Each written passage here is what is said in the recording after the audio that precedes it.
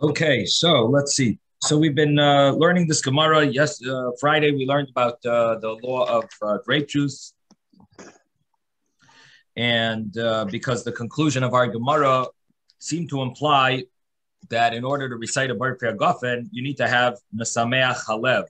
Not only is it supposed to be satiating, but it's also supposed to be something that makes one happy, at least according to the simple reading of the Gemara.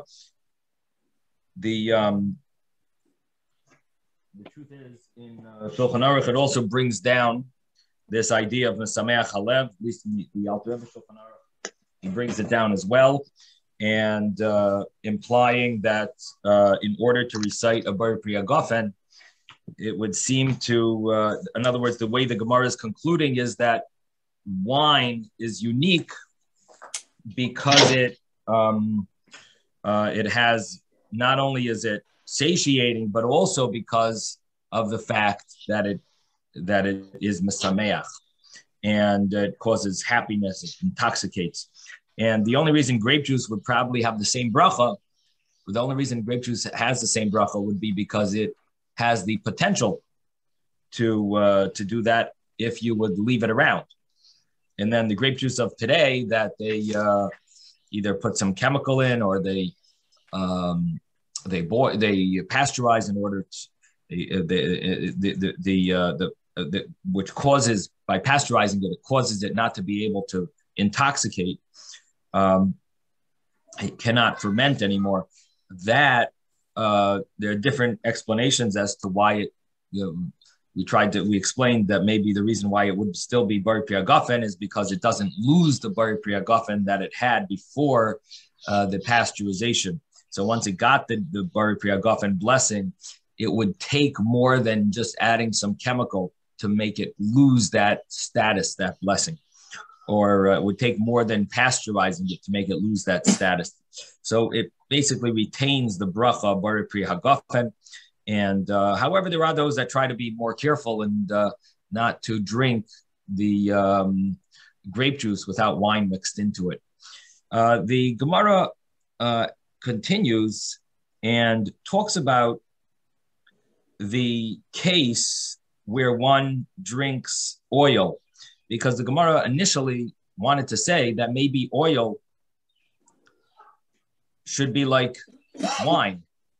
And oil should also be able to get its own blessing, because oil is also ishtani le'iluya. It changes for the better. Just like wine changes for the better. Therefore, the bracha, it was given a special bracha.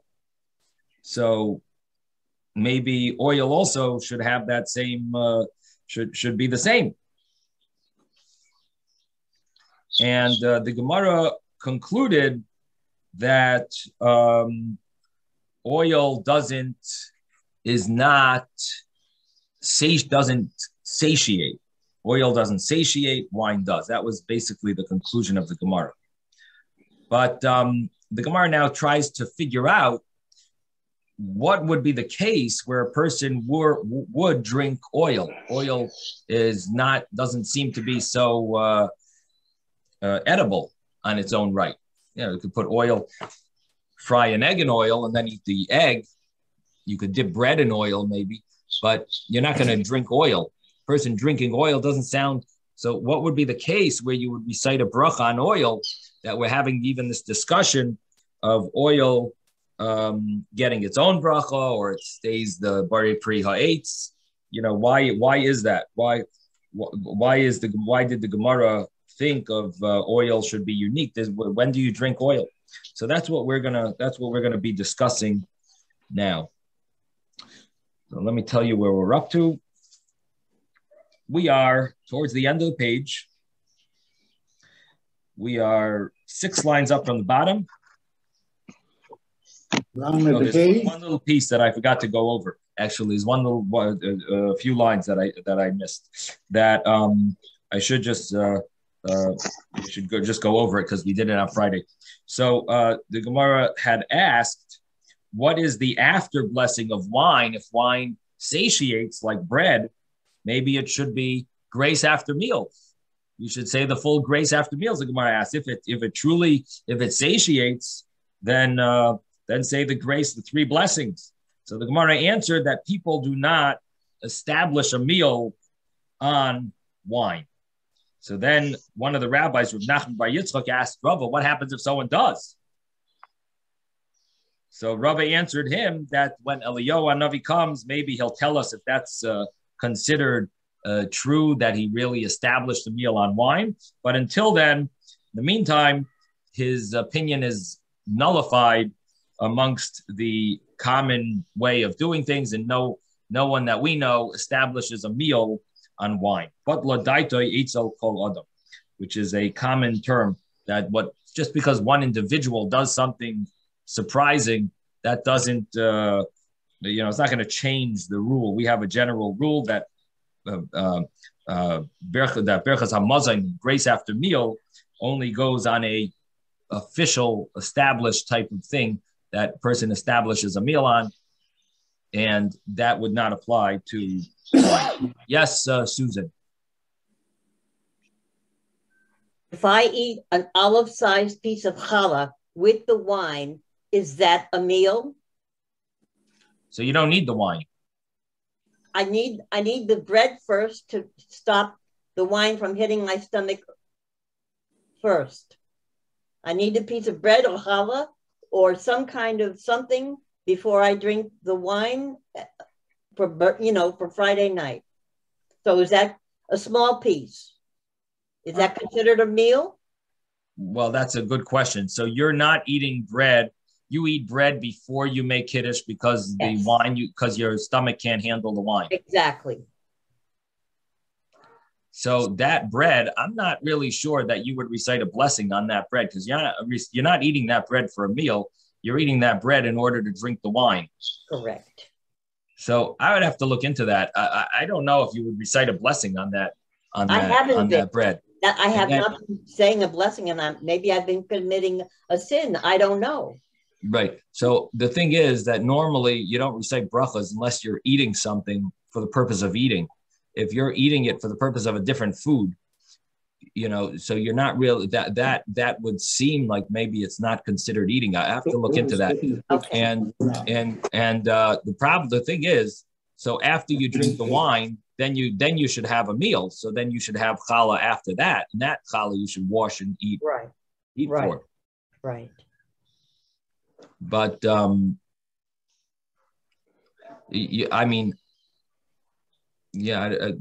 only other thought is you might want to look into different types of wine, because some wines affect the stomach differently than others. Like some, they have added sugar. The only one I can drink is the blackberry Mogan David. That's it. I cannot. Okay, well, blackberry is not wine. Believe it or not, blackberry is not wine, because it's the blessing on it is shahakol. It's a different blessing. It's not the bar priya gafen. And so blackberry is not wine, and that is. It's probably one of the most maybe worst wines for people who have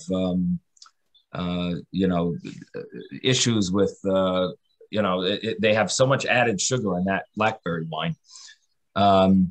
My suggestion is you might want to try a lighter wine. That's a very heavy, sugary wine. It's so I think you might want to look into different options. Okay. So I don't blame you. You need to have bread before that wine. Right. It's like so thick from the sugar. They have like tons of sugar in it. Okay. But in any event, there is a case in the Gemara where it talks about eating a very salty fish, and someone would eat bread in order to be able to handle the salt of the fish. They would have to eat bread with it. And they did not recite the blessing on the bread because it was only to be able to handle the salt of the fish. So that is why I'm thinking that here in your scenario, I don't know if you would recite a bracha, but again, I have to look into it. That's not the common scenario. You might also want to try drinking water beforehand as well. I mean, that might be another way to sort of water it down. Water before, water after. But in any event, I definitely think you should consider looking into other wines. Manischewitz is the world's worst wine for for heart different, stomach issues. Yes, Ben. Maybe a piece of cake will do instead of bread. Yeah. Okay. Yeah, maybe. Okay. So now we're up to 6 lines up from the bottom. Gufa. Gufa, we learned before. And Rabbi Yehuda said the name of Shmuel, and so did Rabbi Yitzchak say in the name of Rabbi Yochanan. What did they say? So they had told us that Shemen Zayis, you recite on it the Bari Pri Ha'itz.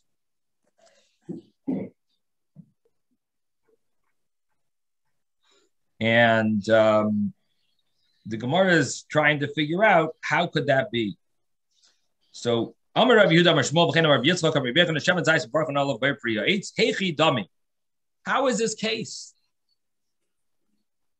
What would the case be that you recite Bari Pri Ha'itz? Ilema the Kashasile.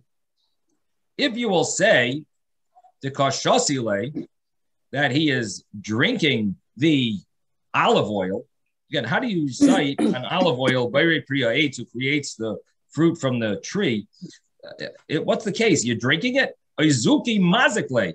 This is going to damage the person. Person's going to be, this is going to cause the damage to them. In other words, they're eating something that's, they're drinking something that's unhealthy for their body.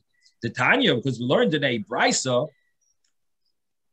Hashoyse shemen shel truma, if a person drank oil that was supposed to be given to the Kohen, it's called truma. Truma is holy. A regular Israelite is not allowed to drink it or eat it. If a person eats or drinks truma or anoints themselves with it, the law is that they would have to repay what they benefited from, because this is benefiting from using or eating, benefiting from holy items called truma that's supposed to be given to the Kohen. And the law is that if you eat it by mistake, you have to pay it back the keren, which is keren means the value of it, the initial amount. Plus, you have to also give a percentage extra, like a penalty. It's called a chomesh. The term is chomesh, which means a fifth, but it really is a fourth. And there's a reason why it's called a fifth, because after you add the fourth to the initial amount, it ends up being 1/5. That amount ends up being 1/5. So it's a different way of calculating. So they call it a fifth. But it's really, in our calculations, we would call it a fourth, a quarter. You'd have to pay a percentage, 25% more as a penalty. So that would be if you ate this truma in the normal way. If you don't eat it in the normal way, you don't have to add on that extra penalty. So what happens if a person eats truma or drinks truma, olive oil truma? Would they have to give that extra penalty or not? So again, we're talking about a person did this by mistake. This law doesn't apply if they did it on purpose. The law of eating, it says, Ki yoichal kodesh b'shgaga. If a person eats it by mistake, and it uses the term eating, ki yoichal, person ate it. So the Gemara understands elsewhere that the word eating implies that you do it in the normal way of eating. If you eat something that's not really edible, then you would not add the fifth. So here the Gemara continues and says, person drank olive oil of truma, he pays the keren, which is the principal. He doesn't pay that fifth because that's not the normal thing to drink. Person drinks orange juice or water, but you don't drink olive oil. Person drank this olive oil of truma by mistake. You don't pay that penalty of the extra fifth. You just pay the principal. Hasach shemen shel truma. What happens if you anoint yourself with this oil of truma? So if a person anoints themselves with this oil of truma, that is a normal thing to do with oil. You don't drink olive oil, but you do anoint yourself, at least in the olden days. They used to anoint themselves with oil. So if a person did that with oil of truma, guess what? They would have to pay the principal, mashal masakeren, umeshal masachamish. They would also have to add on that extra fifth.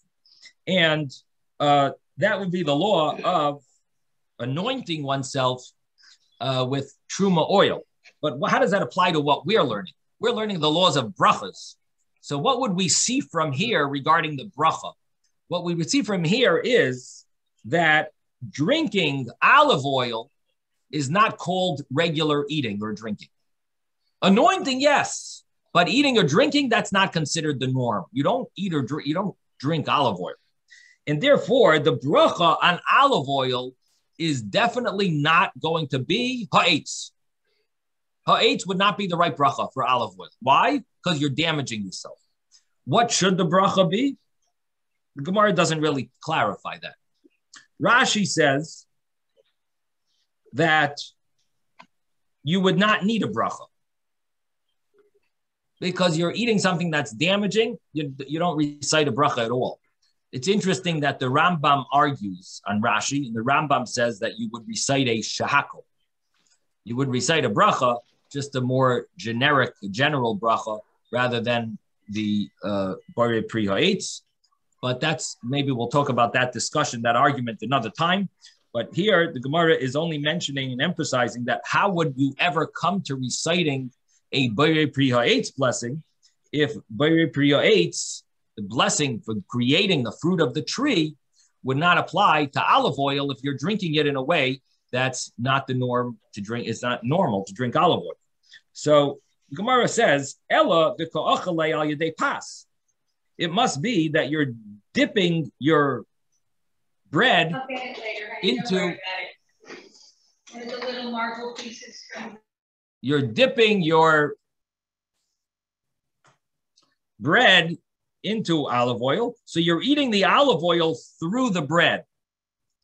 So in that case, maybe that's the case where you are going to recite a Borei Pri Ha'etz on the olive oil.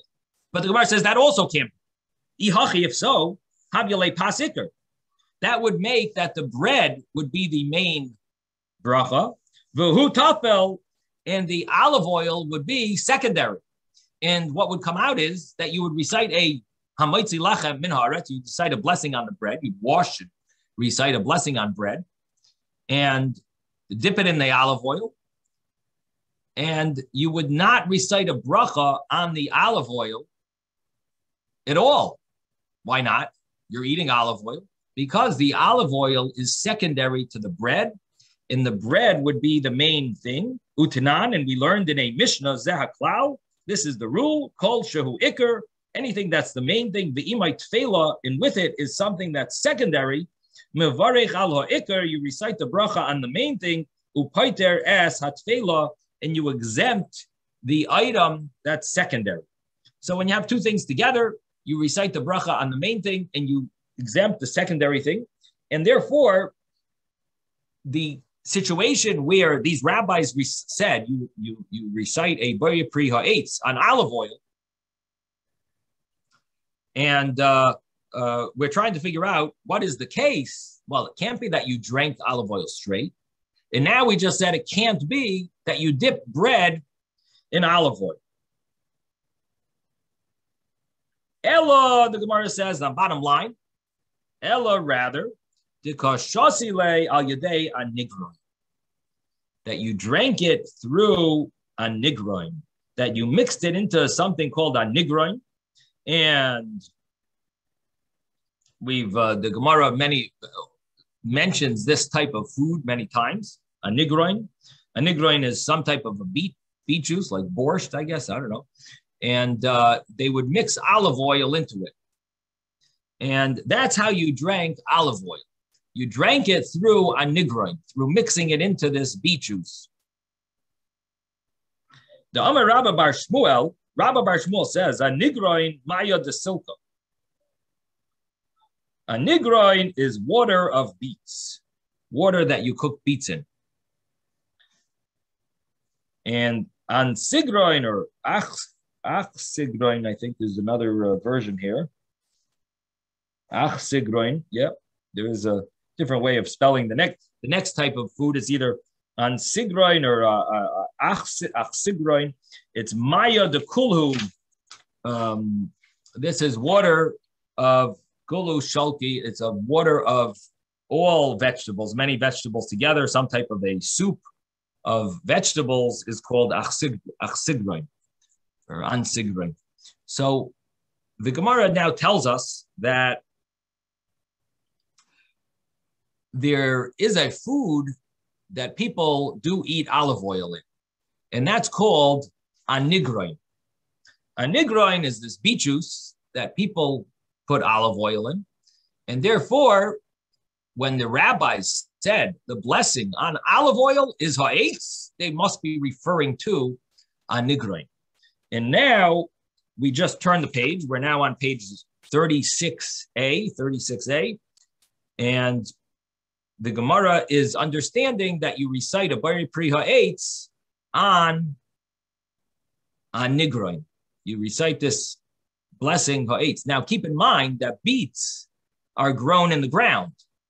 So why are you reciting a ha'etz on the nigroin? Because there's olive oil.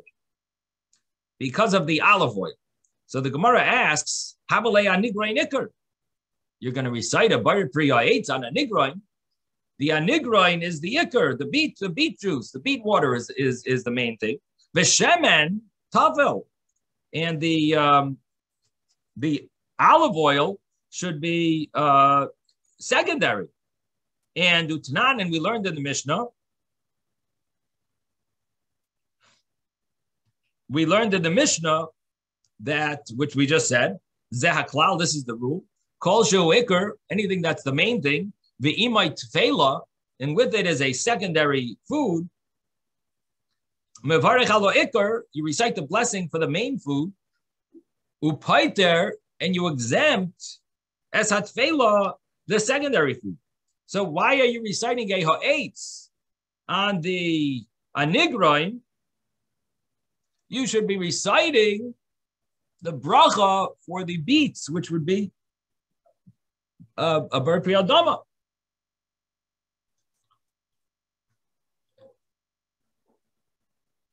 And not a blessing for the olive oil.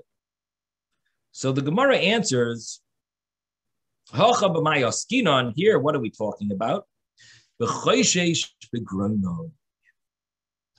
talking about a person who has a sore throat. So because he has a sore throat, two ways of learning this. One way is he's putting a lot of olive oil in. Because of his sore throat, olive oil is good for the sore throat. So he's adding a lot of olive oil. So he's going to have the majority olive oil. And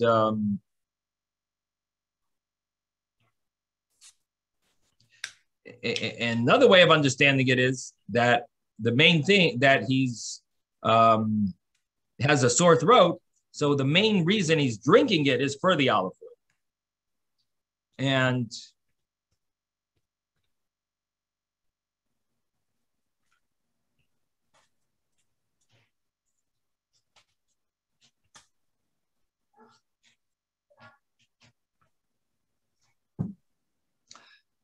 the conclusion is that this would be a case where you recite the bracha for the olive oil, even though it's part of the anigroin.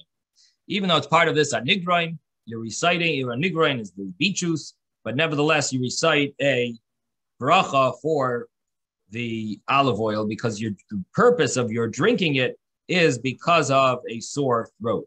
And of course, now we'll go through a whole discussion about a sore throat and having medicine on Shabbos and so on. But the idea of a nigroin being, it's basically a questionable food. Like, what is the purpose of your drinking it? If you're drinking it for the anigroin, so as we said, it would seem that the bracha should be bar pri adama. I should mention there is a view that argues and says, I mean, it's brought in Shulchan Aruch that it could be shahakal. There's a view that it's shahakal. There's another view in Shulchan Aruch that it's bar pri adama. It's the commentaries discuss it. The Rambam brings that it's shahakal, the bracha for anigroin is shahakal, and the Magen Avram asks it should be bar pri adama. It should be the blessing for vegetables because it's beets. And anyway, whatever. This is a discussion in the commentaries, and but the conclusion here is that we're dealing with a person who has a sore throat, and the sore throat would make it into a bar pri ha'etz blessing. Yes, Ezra. So that would mean that there would have to be whole pieces of beet inside the beet juice in order for it to be adama. Because if there wasn't, then I can then say, what's the difference between the beet juice and orange juice? And orange juice would say shakol on. Right.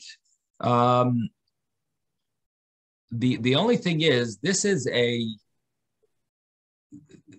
there's a few things that go into that. There's a few issues that have to be dealt with. And again, we're going to see them later. We're sort of jumping before we get to them in our Gemara. This is the chapter that we're going to, deal with these issues. But one of them is the fact that you're comparing it to orange juice. We have to make sure that is a good, valid comparison. Orange juice is squeezed. This is cooked.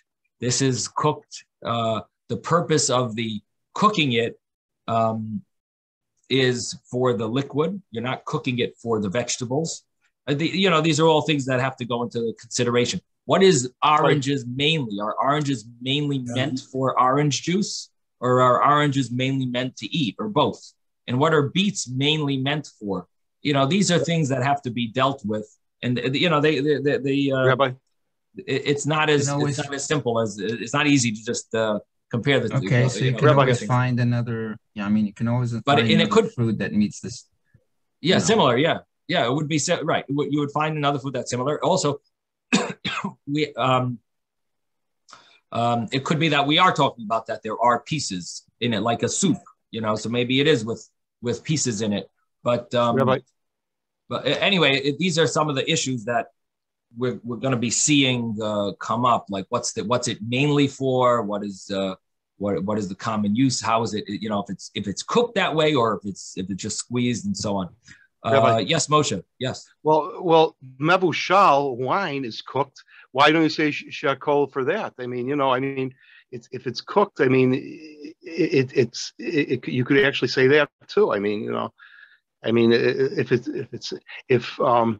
If olives satiate, or I don't know, you said that they don't. Like wine does satiate, but still it's cooked. Mevushal is cooked wine. Why wouldn't that get shakol? For that. Yeah, I'm not sure why you think cooking should ruin it. Why should it ruin it? Would alter the composition of it. Okay, we said wine is bar pri hagafen because it intoxicates, makes someone happy, it satiates, it's changed for the better. So based on all those three things, mevushal wine does all three. It satiates, it intoxicates, and it changed for the better. So even though it's cooked, it still would have all those three things, right? So it still would be bar pri hagafen. But there are ways of ruining that you could ruin something and make it lose its blessing. But it doesn't seem like cooking would do that. You still have those three qualities. Yes, someone else had something. Okay, Ben. Oh, maybe Susan was first. I'm sorry. I think go ahead. Oh, she's letting you go, Ben. Okay. Okay, I wanted to say, you said before that from the beets, it's the water that the beets were cooked in. Yeah. So it's not with pieces. It's just the water where the beets were cooked in. Well, the question is, are you planning on eating the? Are you planning on drinking it or eating it, or with it? You drink some of it. Are you eating it? Whatever. I don't know. You can eat bread with it too, but it says the water that the beets were cooked in.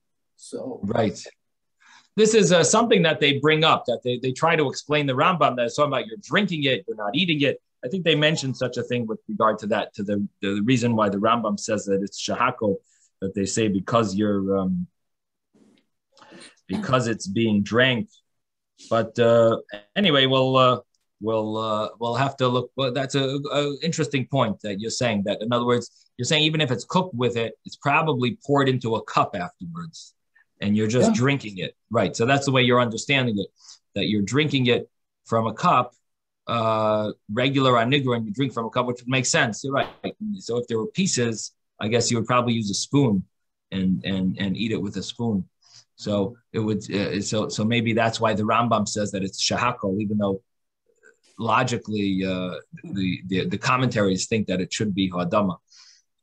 Okay. Yeah. Anyway, we'll have to look into this Rambam, this argument between the Rambam and the commentaries. The Magen Avram is the one who argues with him. Okay. Good point, Ben, and Ezra as well. We'll have to look into that about comparing it to other foods and fruits and other vegetables. Susan, no question? Okay. I do have a question. What do you consider bee pollen? Is that a medicine or a food? I don't know. I've never had it. Bee pollen? Yes. Yeah, I don't know. Not sure. Bee pollen like a bee. Oh, bee pollen. Yeah, bee pollen. Oh, okay. What would that be? Like propolis? Yes, that's it. Yes. Propolis? I think that would be considered a medicine. It is a medicine. Yeah. Okay. Yeah. I'm also looking at the word anigron. There is garon in it. So that's why maybe it's a medicine for the sore throat. Right. Interesting. So so the Gemara continues and says that we're dealing with someone who has a sore throat, and the Tanya, because we learned in a brisa, with 4 lines from the top of the page, we're on 36a, and the Gemara says the Tanya, 5th line. The Tanya, because we learned in a brisa, the Tanya hachoshesh begroina. If a person has a sore throat, lo yarenu b'shem techila b'Shabbos. Lo yarenu b'shemen techila b'Shabbos. Don't initially gargle or drink. Two ways of translating yarenu. Either means gargle or drink. Don't gargle or drink initially olive oil on Shabbos to soothe your throat. Ava noisen shemen harbe l'seich anigron. Person could put olive oil, a lot of olive oil, into anigron, ubayleya, and he can swallow it. So here also there are different ways of learning. Does it mean oibayleya, or he could swallow it? In other words, he could gargle and then spit it out, or does it mean only he has to swallow it? But let's just learn simply that on Shabbos, a person is not allowed to take medicine. The only time a person is allowed to take medicine on Shabbos is, number one, if it's life and death, or it's a dangerous sakana. There's a situation of serious health. Like, for example, a person's has an infection that's considered something that could lead to could lead to death, God forbid, and therefore a person has to take their medicine on Shabbos. If they skip doses, it could cause the infection to grow back and so on, the medicine not to work. So a person would be obligated to take medicine on Shabbos. But there are medicines that aren't the most important. And those medicines is where it becomes questionable Are you allowed to take them on Shabbos? I'll give you an example, like Tylenol. Tylenol, you have a headache. Are you allowed to take a Tylenol on Shabbos? So the reason why the rabbis established this rule of not taking medicine on Shabbos, they were nervous someone would come to grind on Shabbos. In the olden days, they used to grind the herbs in order to create medicine and grind the different. What is that? The apothecaries. Thank you. The apothecaries. Okay. Those are what they had when you see that white thistle in the cup. Crushing. That was the symbol of pharmacies. So the new generation doesn't know anything about that. But they used to grind the medicine together. And so that is a prohibition of Shabbos, one of the 39 malachos, grinding. Therefore, person the rabbis prohibited taking medicine on Shabbos lest the person come to grind it. Of course, that didn't apply if it was life and death. It applied to more like things that were, just like extra medicine, for a person to feel a little better this way, or feel, for anointing, different things that a person would use it for. Now, the thing is that if a person has a headache that they really would go lie down for, so that is called nechle kol gufay. That's called their whole body is sick, and because they would be stuck in bed. The term is if they would be stuck in bed. So that would be a case where you would be allowed to take medicine, but other than that, you wouldn't be allowed to take the Tylenol. So here we have a similar case. Person's throat is hurting. So a person's throat is hurting. It would not be called nechle kol gufay. It wouldn't be called your whole body is sick.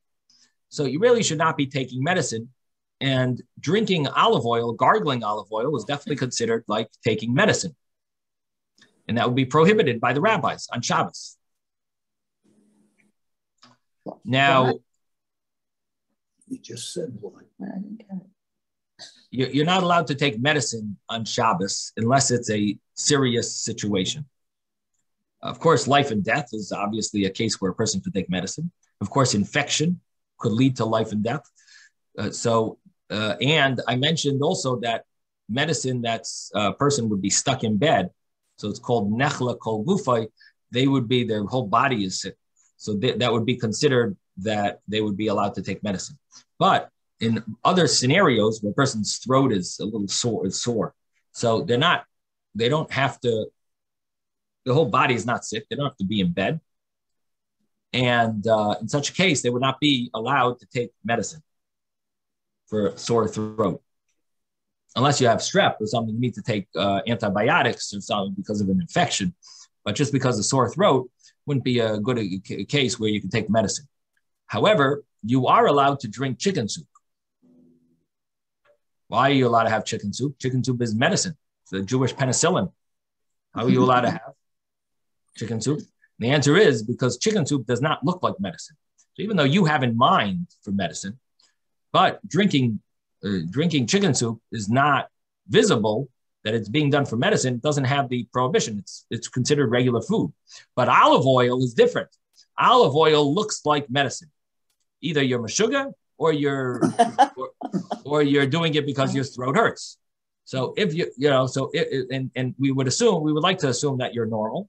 So you're probably doing it because your throat hurts. That would be medicine, and you're taking medicine on Shabbos. That would be prohibited.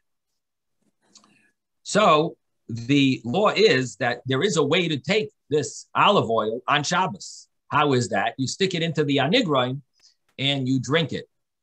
And by doing that, you are not transgressing the rabbinic decree of taking medicine on Shabbos. Rabbi? However, what is the main part of this anigroin? The main part for you is the olive oil.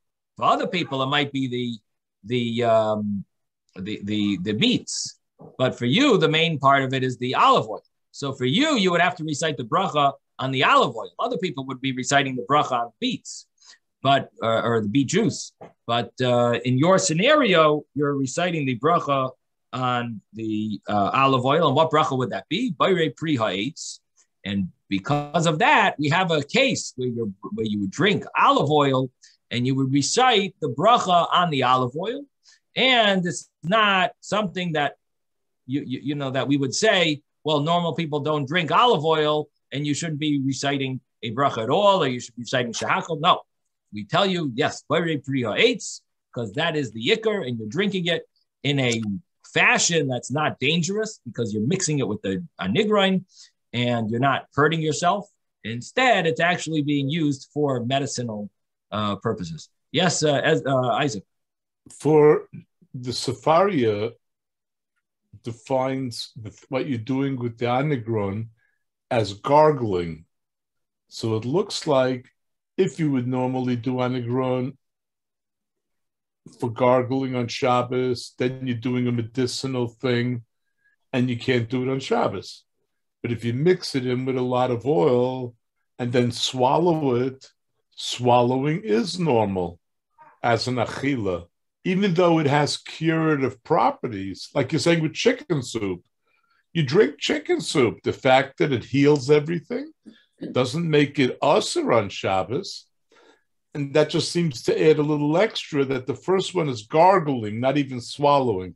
So I mentioned that there is a discussion of what Ya'ar Enu means. It's a Teves over here, the top Teves.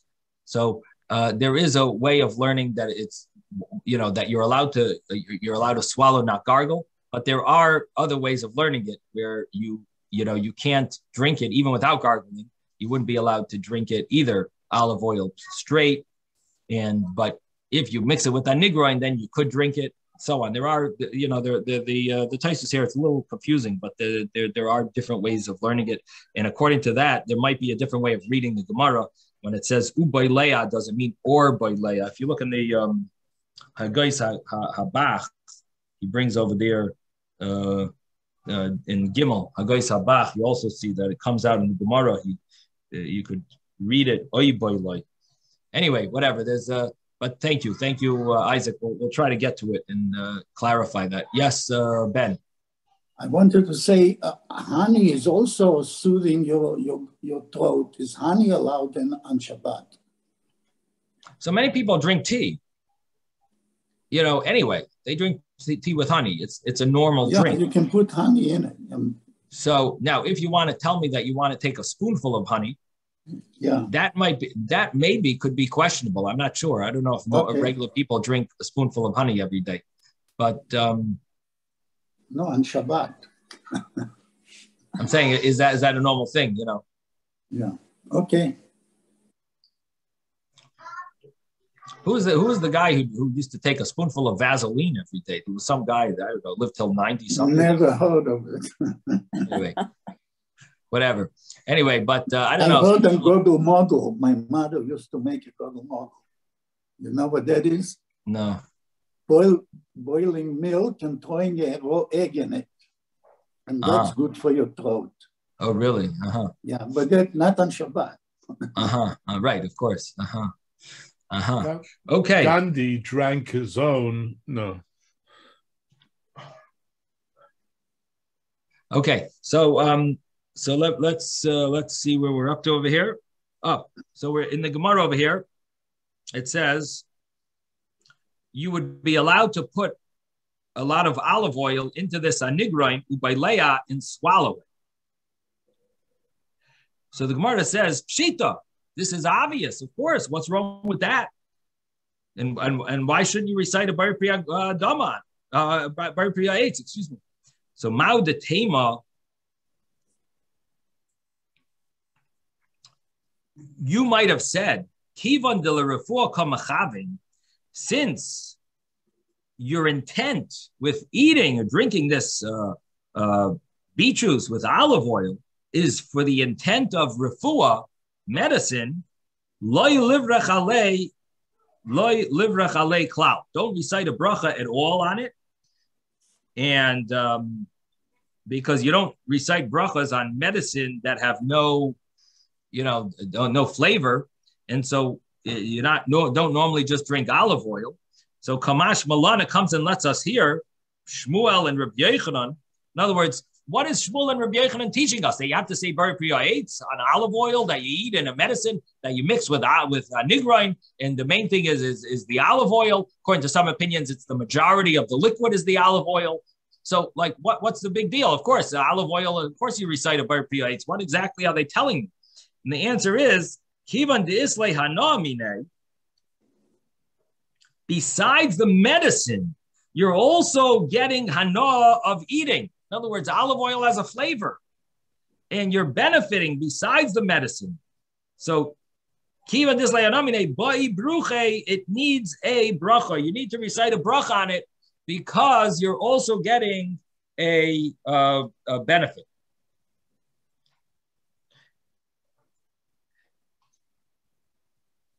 Rabbi. No, Now, benefit, Teves, pleasure. before I answer any questions, I just want to read over here Teves over here on the side, a very easy Teves.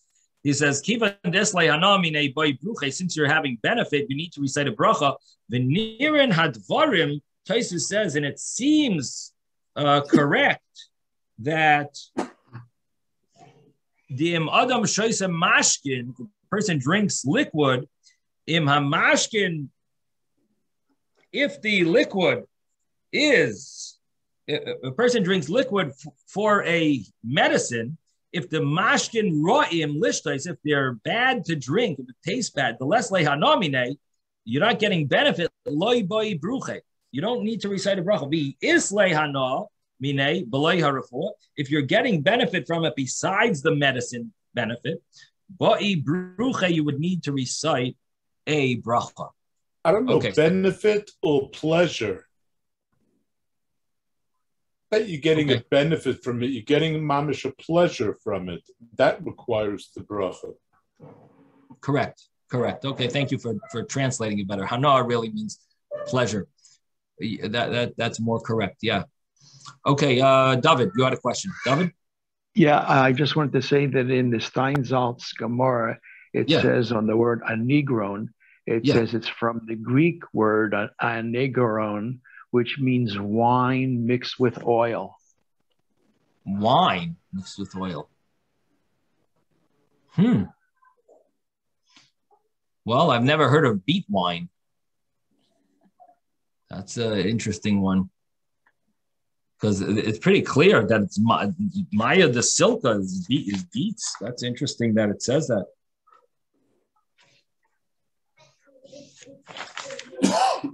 This is nigroin.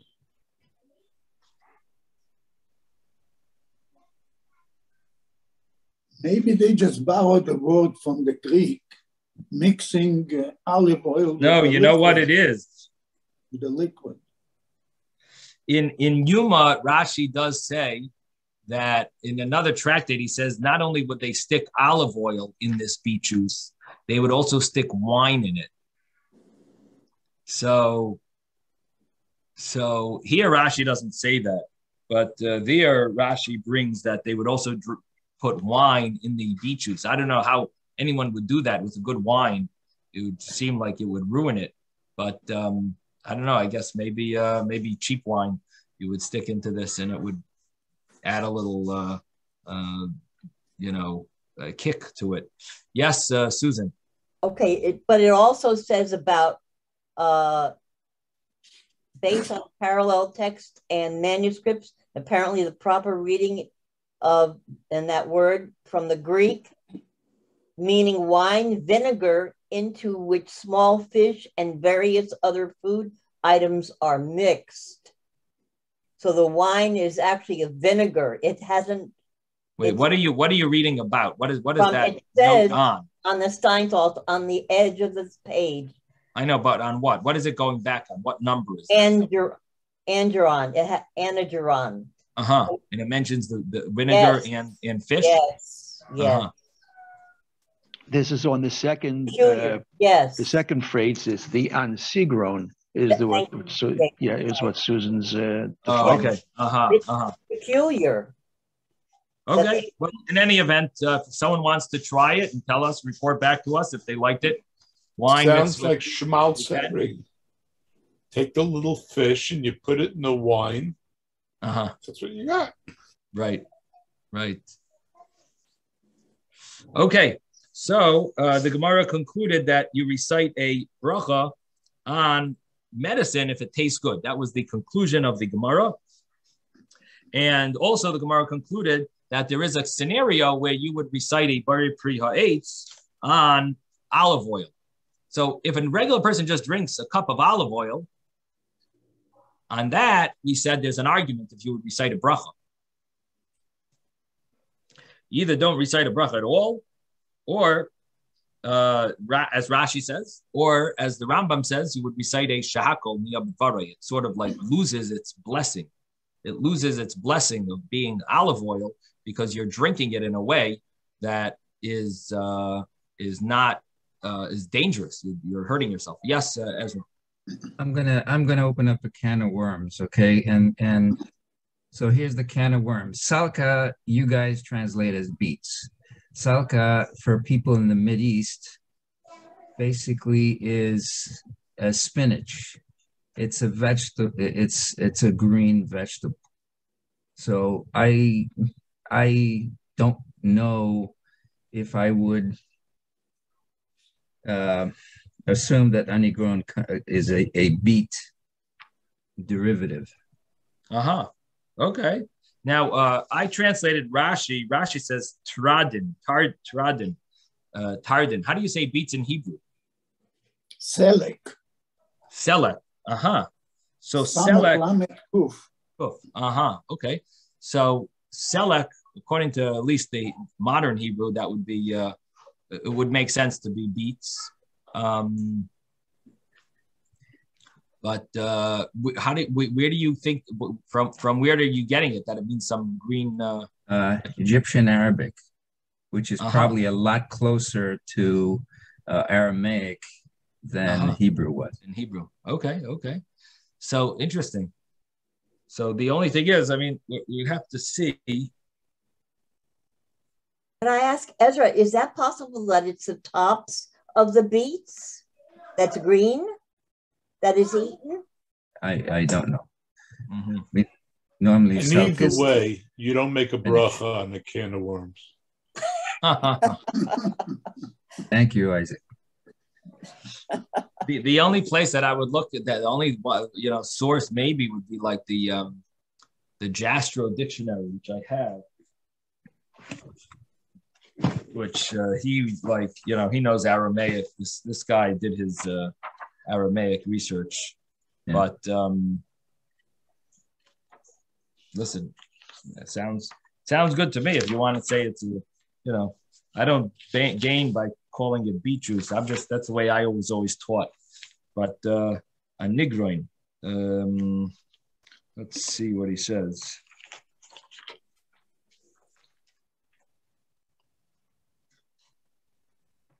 Rabbi.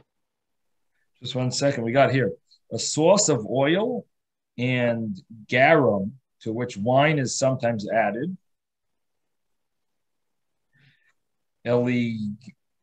Eligroin contains the juice of beets. Atzigroin, the source of all kinds of boiled vegetables. So that seems like how he's translating it here also, is the beets. Rabbi.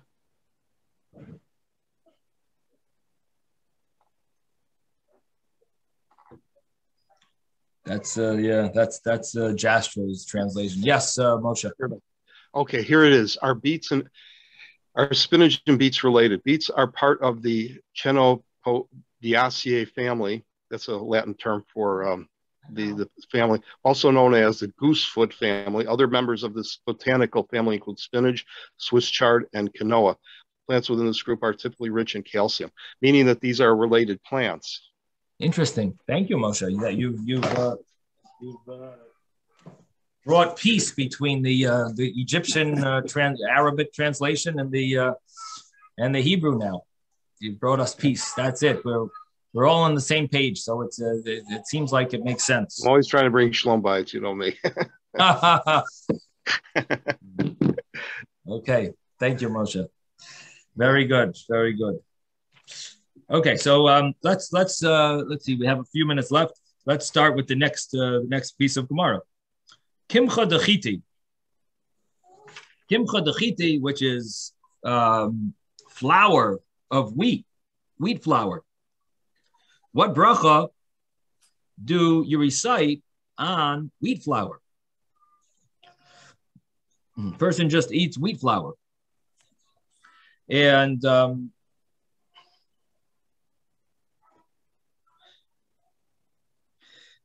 Gemara, the commentaries discuss here. Do we really mean that you're eating just flour? I mean, it's not the norm that you're gonna just eat regular flour.